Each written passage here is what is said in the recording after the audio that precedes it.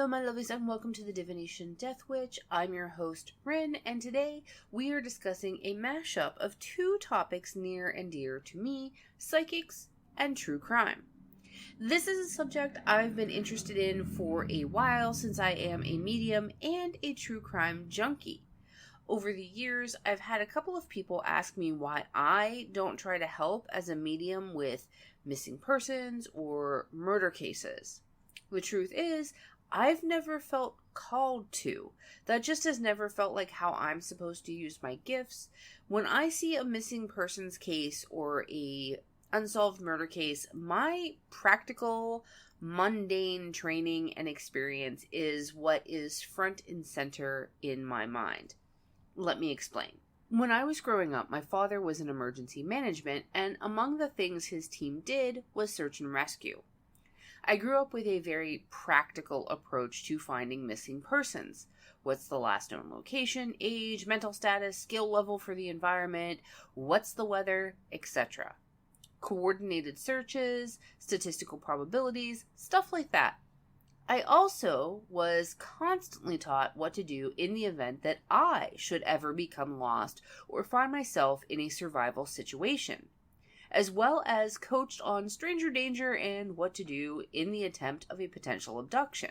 While I studied many areas of psychology in college, my goal, before life happened and my health just completely went out the window, was to get my PhD in clinical psychology and work as a forensic psychologist. My head is still filled with crime stats. So for me, when there's a missing person or an unsolved murder, it's about procedure, probability, and psychology, not mediumship.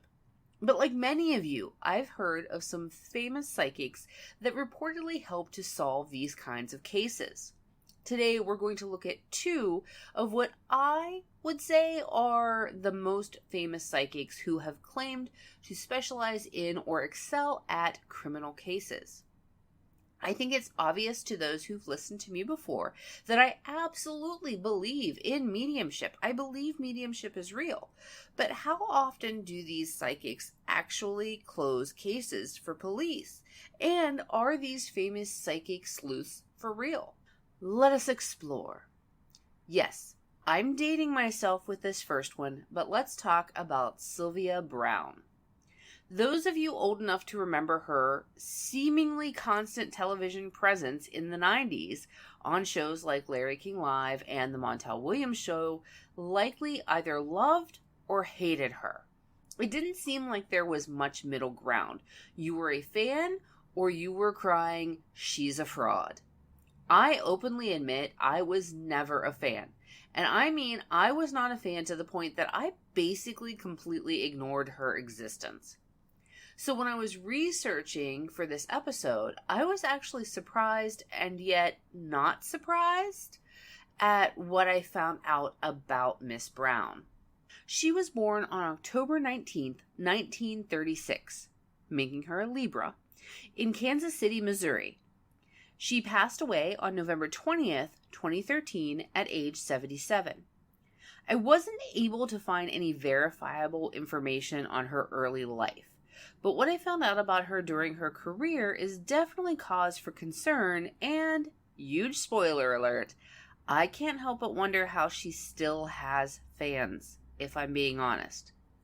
We are spilling some hot tea today, my friends.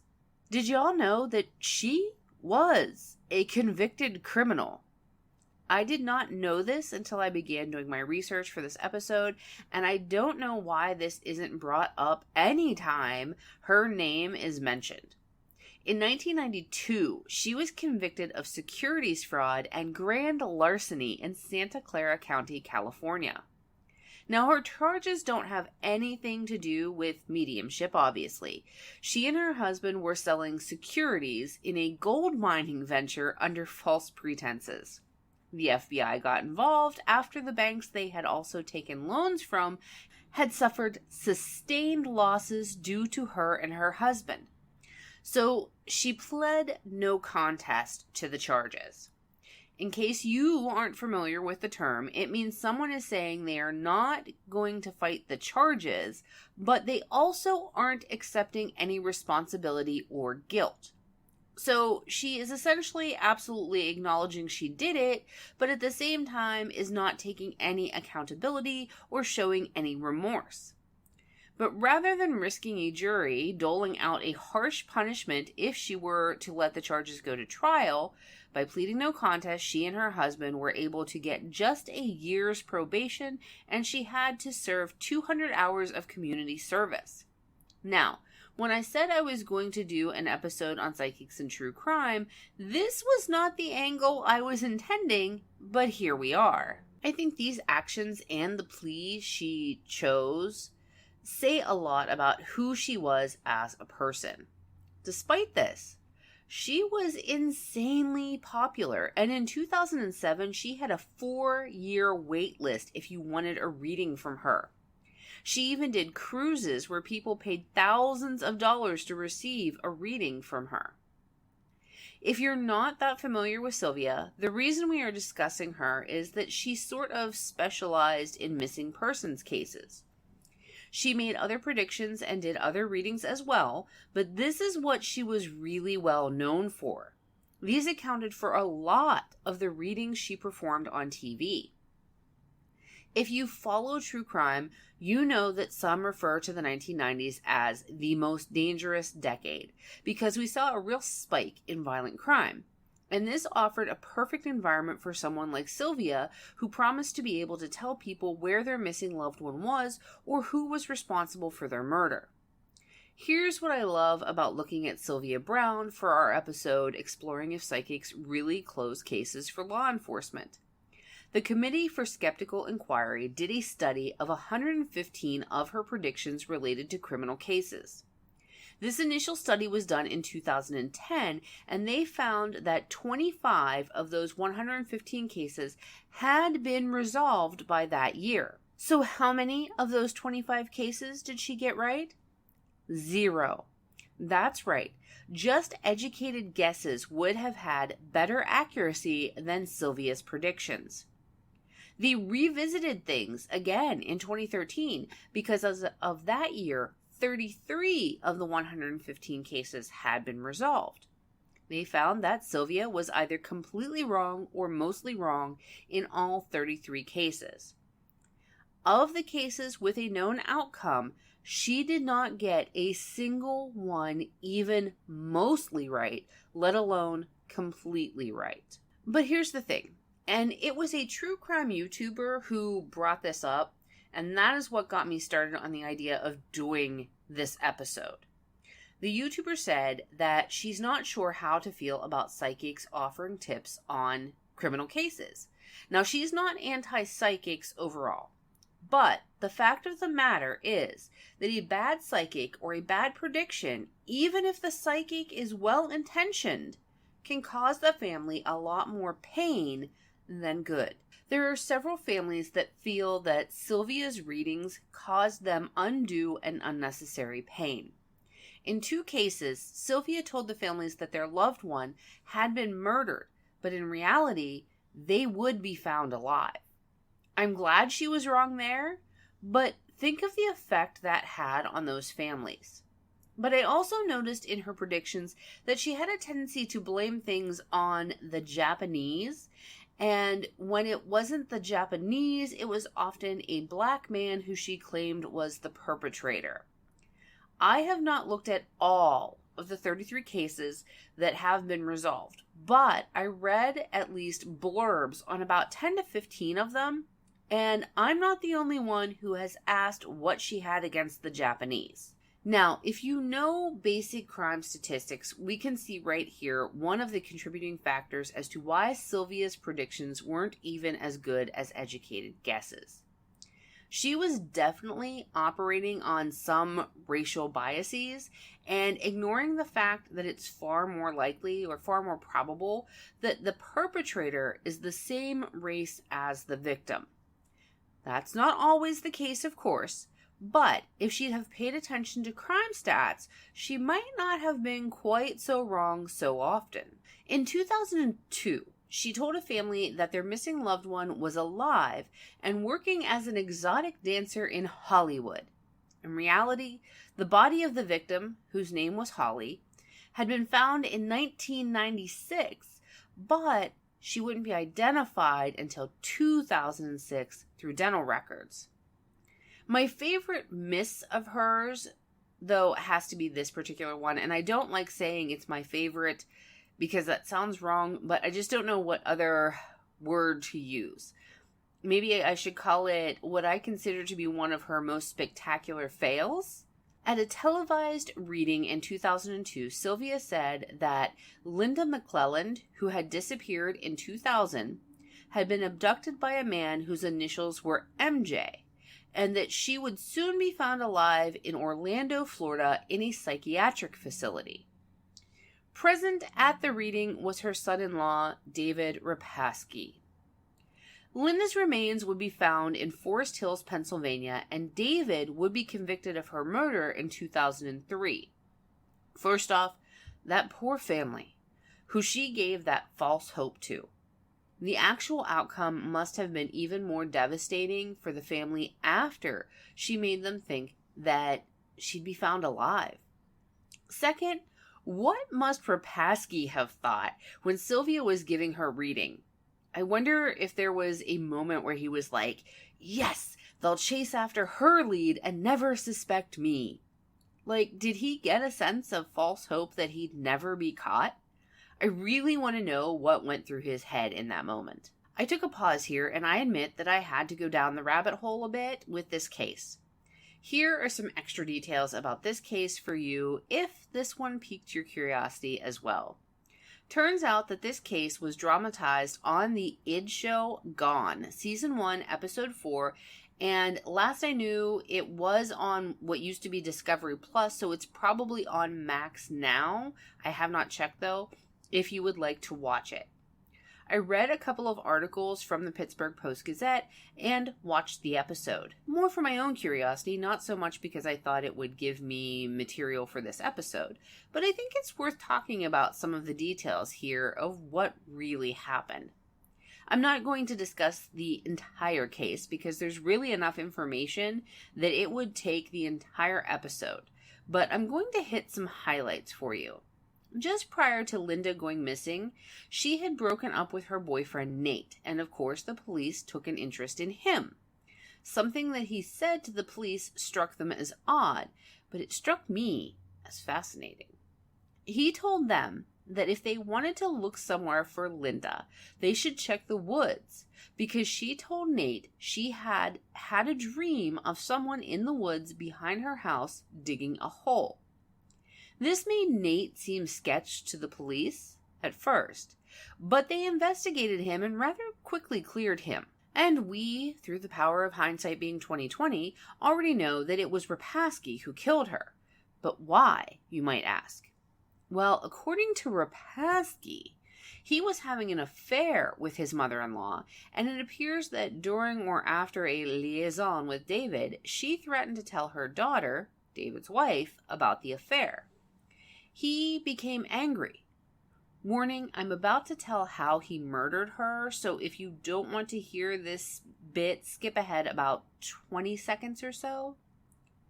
When he became angry at her threat, he punched her, knocking her to the ground. He then proceeded to choke her with his hands, and when she didn't succumb to that quick enough for his liking, he stood on her neck until she expired. How did he get caught?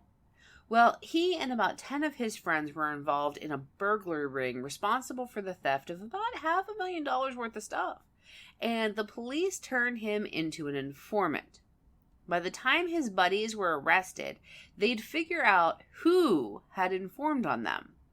Now, Rapaski turned informant to avoid doing any jail time, but what he didn't take into consideration is that some of his buddies knew what he had done, and one of them, DJ Wall, had helped him dispose of Linda's body. They buried her in a hole in the woods. Now, many don't believe that the two were having an affair. It's been suggested that Linda found out about the burglaries and had threatened to turn him in for those, and that was the real motive. The reason that some credence to the story of the two having sexual relations seems to exist is that Wall says that when he showed up to the house when Repasky called him, he saw Linda's body on the living room floor, partially undressed. David Repasky was sentenced to 25 years to life without parole. The episode does talk about the family going on a TV show, but they deliberately leave out Sylvia Browne's name. Linda's sister talks about how the reading gave her hope that Linda was still alive, while Linda's daughter says it was much more about getting the case out there to the public and not so much about what Sylvia had to say. Though her daughter does tell us that she did spend time calling every psychiatric unit in Florida she could, trying to track down her mother, and she talks about the toll that took on her. If you don't know, when you call a psychiatric unit and ask if someone is there, the staff are not allowed to confirm or deny if that person is there. All they can do is offer to take a message from you and give it to the person if they do happen to be there.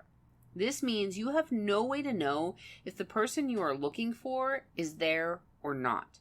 You have no way to know if they have gotten your message and just aren't or can't respond, or if you're barking up the wrong tree entirely.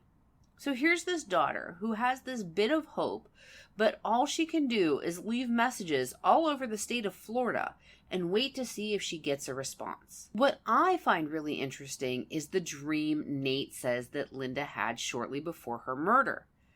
Looks like Linda had more psychic clues to offer on her murder than the professional psychic did. Another epic fail of Sylvia's that you can find is a guest appearance on Coast to Coast AM on January 3rd, 2006. This was the day after the Sago mine disaster in West Virginia. There had been a mistake in a media report about the disaster, and it went on the air as the episode of Coast to Coast AM began that day. And as Browne was making her first appearance in the show for that day, the news accidentally reported that 12 out of the 13 miners were found alive. When the host, George Norrie, asked her about the incident, she said that she predicted or sensed that the miners would be found alive. But the truth was that only one of the miners was found alive, and the news report was corrected between the time of the episode starting and when Browne would make her second appearance on the second hour of the episode. When Browne appeared again and was asked about the miners yet again, she said the following. This is a quote. "I don't think there's anybody alive. Maybe one. I just don't think they are alive." End quote. She then added that she, quote, "didn't believe that they were alive. I did believe that they were gone." End quote. She flat out tried to pretend she hadn't just, quote unquote, predicted they were alive an hour earlier. If you are a Coast to Coast AM member, you can listen to the episode in question on their website. I am not, so I am relying on transcripts that report what was said, and you can find those transcripts for free online. Through a quick Google search, you can find names, dates, etc. of other cases Sylvia got wrong. But I don't want to take up the entire episode focusing on just that. That's something you can peruse or pursue on your own if you are interested. The bottom line here is that of the cases that were resolved, Sylvia was not right even once, and she was a convicted criminal to boot. There's really no room for debate here.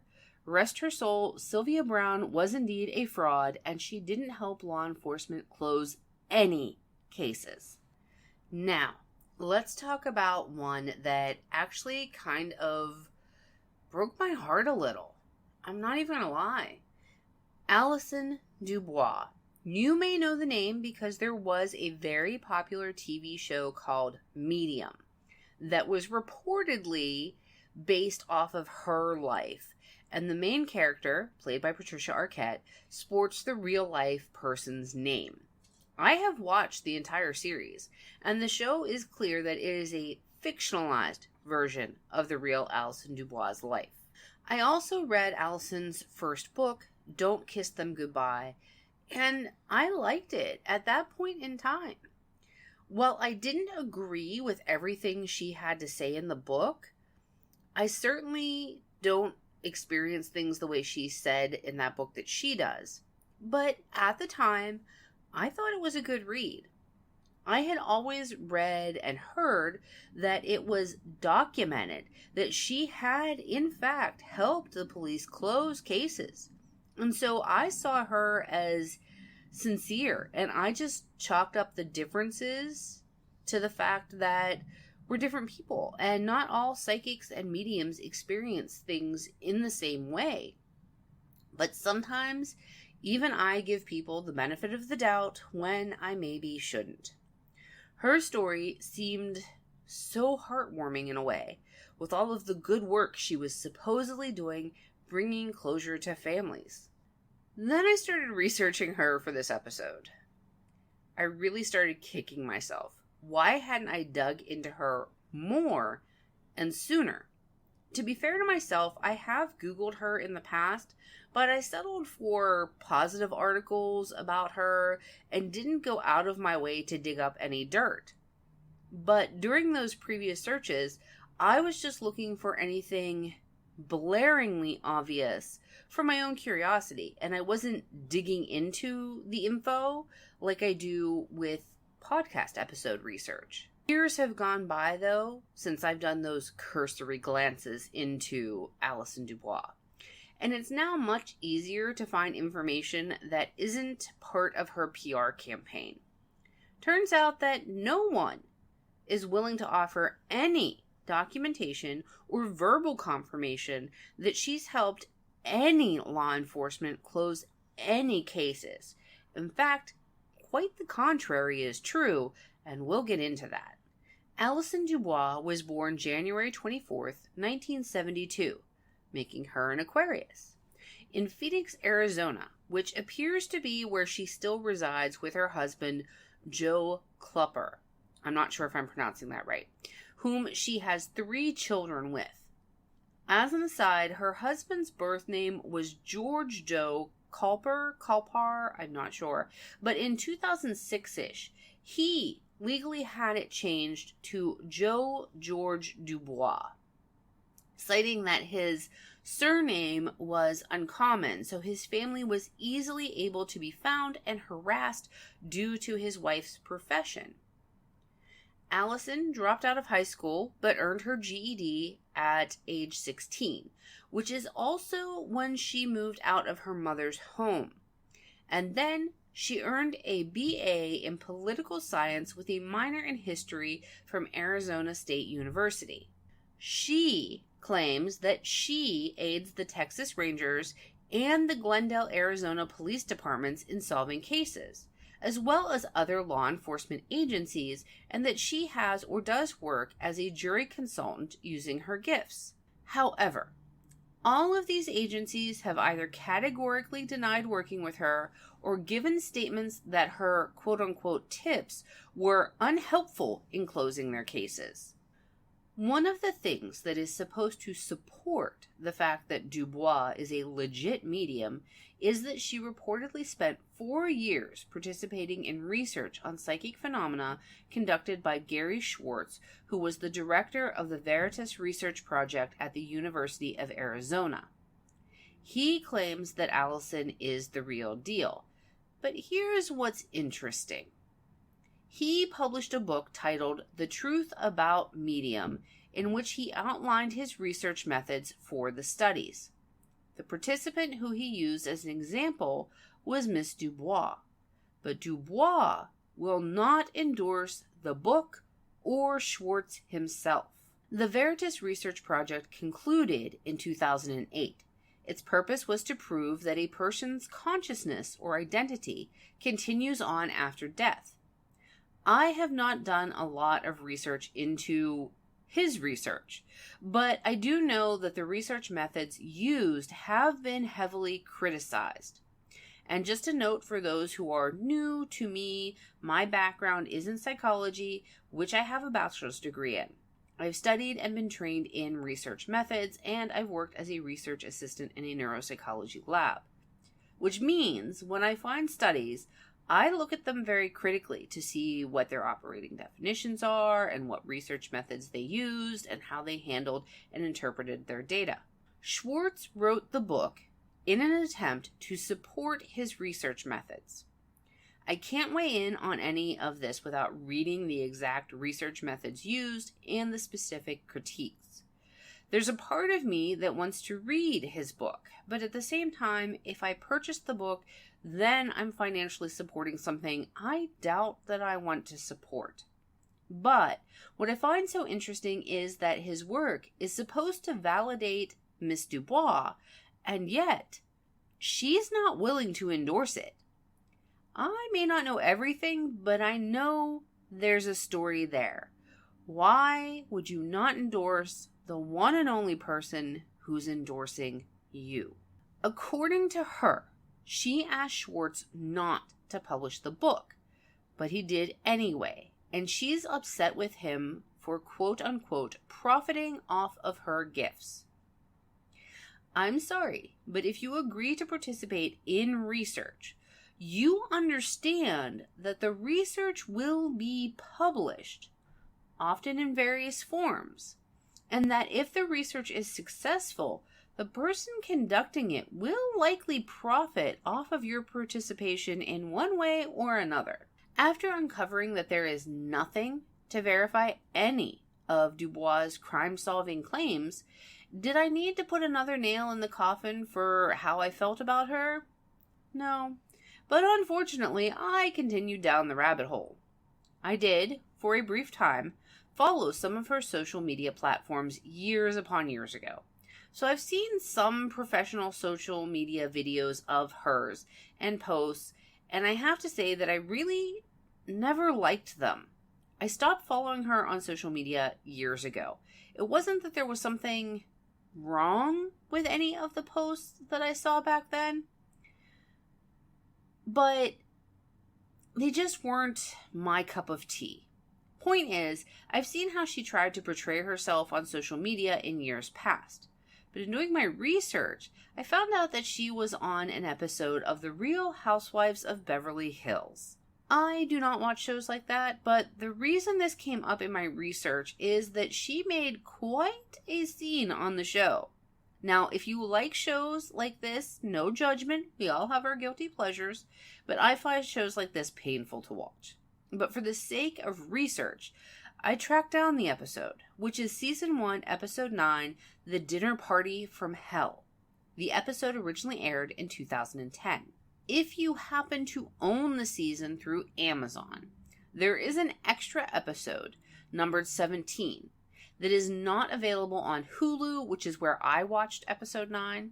That extra episode is, I believe, an extra hour of footage from the dinner party.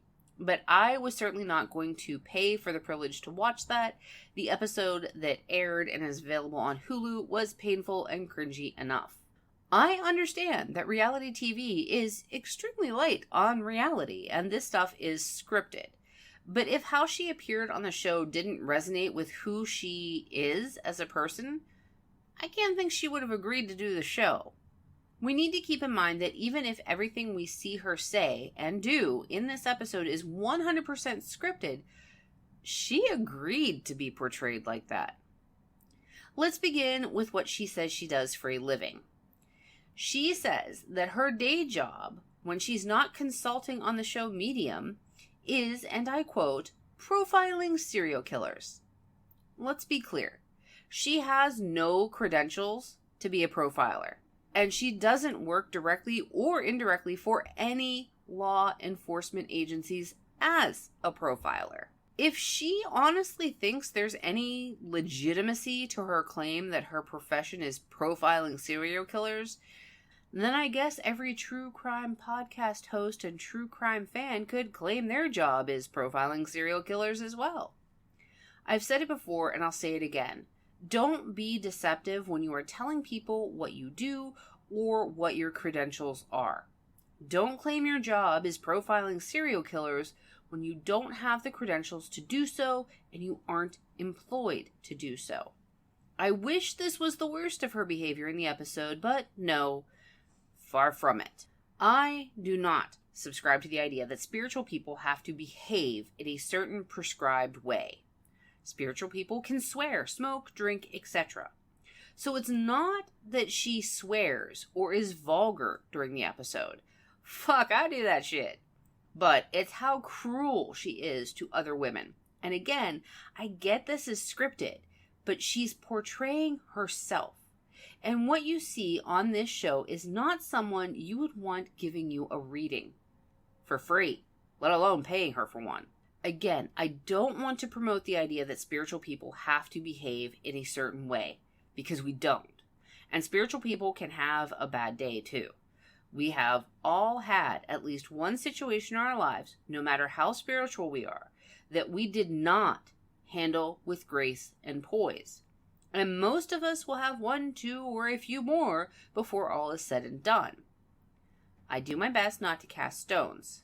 Isolated incidents are one thing, but if we look at a collection of a person's behaviors, what is the dominant theme? We have a saying in psych, the best predictor of future behavior is past behavior. It's not that people can't or won't change, but without something that precipitates change within us, we aren't likely to change our spots. Please understand that when I come to my conclusions about Miss Dubois, it's not just one thing that led me to my conclusions, but rather a collection of her words and actions over time. The show Medium is supposed to be very loosely based on the real Alison Dubois' life, and in the TV show, they touch on the topic of alcoholism and how some psychics try to drown out their gift with it. And we see the Alison in the TV show Medium sort of skirt with issues of alcoholism. In the episode of Housewives, the real Alison has had quite a few very strong drinks, and there are some comments that insinuate that she is, in fact, an alcoholic in a clinical sense. Is this true, or is this part of the script for the show? I don't want to judge or make assumptions, but I would venture to guess there's a good probability that alcohol does or has posed some issues in the real Alison's life, but this is speculation on my part. However, we do see it portrayed in the show that is loosely based on her, and we see allusions to it in this Housewives episode that is supposed to be the real her. It appears to be hard to get to the truth with the real Alison Dubois, though. Without relaying the whole episode, it's just a lot of cruelty and weird behavior on the part of Dubois. I admire spunky, sassy, smart-mouthed women. I can't stress enough that I don't expect spiritual people to believe in or behave in a certain prescribed way. I swear, I can be vulgar. I can be a bitch. It doesn't mean I'm not spiritual. But as I teach my children, there are times and places for certain behaviors, and then there are times and places when you need to have the good grace not to behave certain ways. There are two parts of this episode that really stand out, and they are things she said near the end of the episode, if you're trying to watch this and find what I'm talking about. One being that if one of the housewives' children went missing, she wouldn't help find them. The other being that she could tell you when and how that housewife will die, and she loves that about herself. First of all, I don't give two shits how much I dislike someone. If one of their children goes missing and I can do something, I'm not about to sit on my ass. This is the point where I go, this is not coming from spirit. Cuss like a sailor. Be weird. Be different than what people generally consider spiritual. And that's all fine. But this comment crosses that invisible line. And as for the other comment about when the housewife will die, that's just not right on several different levels. But if I started on that, then we'll go down a whole other rabbit hole of ethics, and that's not today's topic. You know, if you've listened to me for any length of time, that I don't believe that people have to agree with me or do things my way. But there are just certain things that are low vibration. And her behavior in this episode certainly is that. Is it scripted? Yes. But if your profession is as a spiritual worker, why would you let yourself be portrayed like this? Why would you portray yourself in this very negative light? Because it does reflect on your brand. What becomes clear through the episode and as you read quotes and interviews from her is that she's not about spirituality. She's extremely arrogant and rude and at times downright nasty to people. In the end, I don't believe the earlier social media posts I've seen that tried to portray her as this caring spiritual person, or that the Alison Dubois on Housewives of Beverly Hills is a true representation of who exactly Alison Dubois is. I can tell you that in light of what I have found through my research, I won't be recommending her books ever again. Unfortunately, we're not done talking about Miss Dubois just yet. You see, law enforcement didn't just say she hasn't consulted or helped them. She actually upset some members of law enforcement, and the Phoenix New Times wrote an article about her June 12th, 2008 that included this information. Why do I love this particular article? Because they interviewed her, members of law enforcement, and family members of the cases she's supposedly worked on. In her book, Secrets of the Monarch, published in 2007, in Chapter 2, she states that the information she gave police on the baseline killer was instrumental in solving the case. She does give police credit for cracking the case, but she toots her own horn and claims a role in the case, and a significant role. The lead detective on the case says that he spoke with Dubois twice during the case. And it was actually her trying to get information from him rather than her giving information to him. The only thing she gave him was that she felt the perpetrator was a transient and had likely left the state. Neither of those things were correct. Not only does law enforcement deny that she's helped to solve any of these cases she claims to have worked on them with, but the family members also deny that she was involved. In fact, in her book, she talks about the death of a friend of hers, and that friend's sister disputes Dubois' claims as well. In the article, the friend's sister gives a very impassioned statement at how angry she is at Dubois for romanticizing her sister's passing. It's quite graphic in how the sister describes the woman's passing, so I won't be covering it here, but you can Google that article, find it, and check it out for yourself if you'd like to see exactly what the friend's sister had to say. Funny though, that Dubois criticizes Schwartz for publishing a book that profits off of her, and yet she does that from her friend's death in multiple of her books. She's also been quoted as saying that she relishes sending bad guys to death row, though it doesn't appear she's ever actually done this, not even once. There's actually a great deal of info in this article, and if you're interested in the real Dubois, I highly recommend that you read the article because there is just too much for me to include here. Dubois claims that law enforcement is lying and that they are basically throwing her under the bus, and this is why she has made the decision to no longer work criminal cases, because they won't substantiate her claims that she's worked with them. If you've ever heard the expression, give someone enough rope and they'll hang themselves, that is what Miss Dubois has done, in my opinion. It was the things that came out of her own mouth that really killed her credibility in my eyes. If you've read her books, if you're a fan of hers, I highly encourage you to do some digging on your own and not just take my word for things, and to really think about the things she says and the way she treats people. Then make up your own mind. The point of this episode is, do these psychics help to close cases?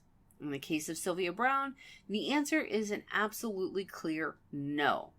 With Alison Dubois, I guess it depends on if you believe her or if you believe the law enforcement agencies and the families. You can't prove a negative, so all law enforcement can do is say they have no record of her helping. It's not like they can put a note on every case saying Alison Dubois did not call today with any tips. They'd only document if there was involvement. And the fact that the lead detective of the baseline killer case can tell us that she called twice, and this is what she said, does lend credence to law enforcement's side of things. Why say she called and left a tip then, but deny all other involvement? It just doesn't make sense that they would document what they did, but then leave out anything else. With Sylvia, she made her predictions publicly while the cases were ongoing. Alison seems to do more taking credit after the fact. From what I have been able to find and read, she didn't make predictions on social media or TV, etc. like Sylvia did.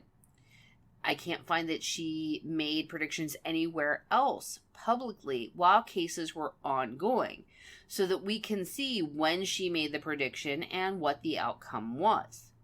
And part of me actually likes that she didn't make these claims publicly while cases were ongoing, but documentation is paramount in criminal cases.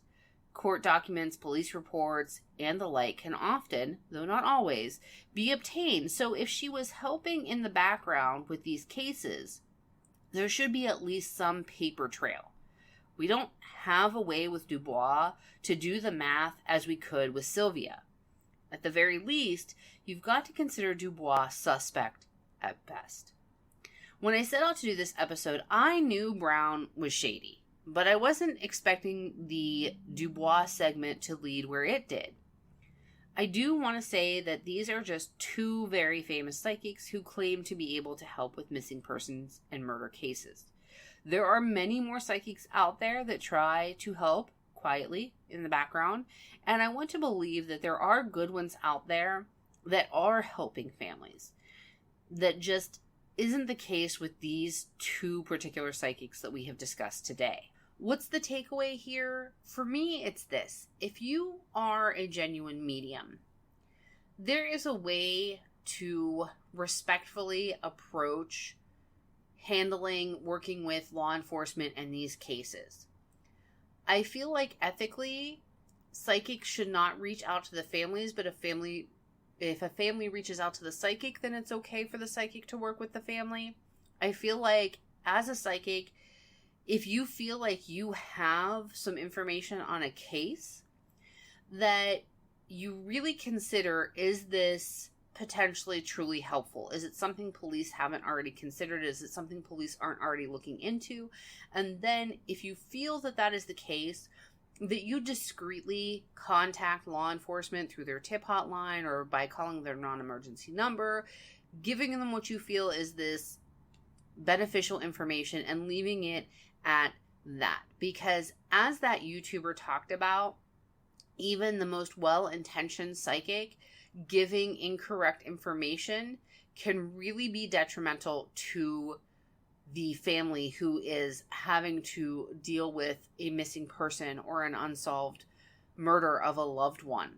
So if you are a medium and you want to do this kind of work, you feel you have a gift towards this type of work, I just highly encourage you to think about your ethics and think about what is best for the families involved in this, and really be careful how you conduct yourself in these cases. If you know of a psychic or a medium with a proven track record for helping to solve cases, I would love to hear from you. I'd love to hear about that. I hope that you have enjoyed today's episode. Remember that all episodes of Divination Death Witch are archived over on the Spirit Tarot YouTube channel. So if you're looking for older episodes that are no longer on the Podbean app, you can find them there.